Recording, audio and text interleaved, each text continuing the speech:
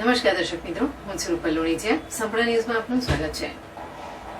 વૈષ્ણોદેવીમાં યાત્રાળુઓની બસ પર આતંકવાદી હુમલામાં 10 યાત્રાળુઓના મોત થતા દેશભરમાં રોષ ફેલાયો છે। ત્યારે ડીસામાં વિશ્વ હિન્દુ પરિષદ અને બજરંગ દળ દ્વારા આતંકવાદીના પુતળાનું દહન કરી આવેદનપત્ર આપવામાં આવ્યું હતું। જમ્મુ કાશ્મીરના વૈષ્ણોદેવીમાં શિવખોડી તરફ જતી યાત્રાળુઓની બસ પર તારીખ 9 જૂનના રોજ આતંકવાદીઓ દ્વારા હુમલો કરવામાં આવ્યો હતો, જેમાં 10 થી વધુ શ્રદ્ધાળુઓના મોત નીપજ્યા હતા, જેથી સમગ્ર દેશના હિન્દુઓમાં રોષ ફાટી નીકળ્યો છે।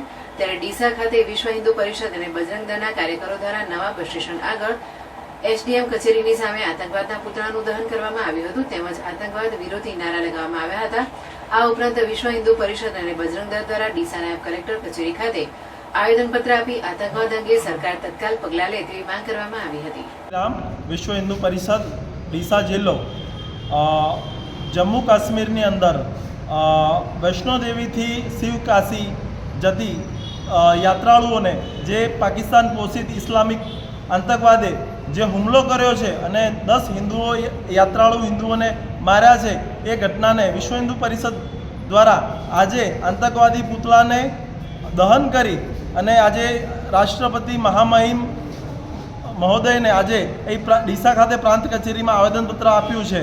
વિશ્વ હિન્દુ પરિષદ દ્વારા 370 કલમ હટ્યા બાદ એક આશાની જ્વાળ જગી હતી કે ફરી આતંકવાદનો ત્યાં જમ્મુ કાશ્મીરમાં નાશ થશે અને ફરીથી આતંકવાદી આવી ઘટનાઓ બની રહી છે। પ્રશાસન આના ઉપર ધ્યાન આપી અને તત્કાલ આતંકવાદીઓને પકડી અને એના ઉપર પગલાં લે।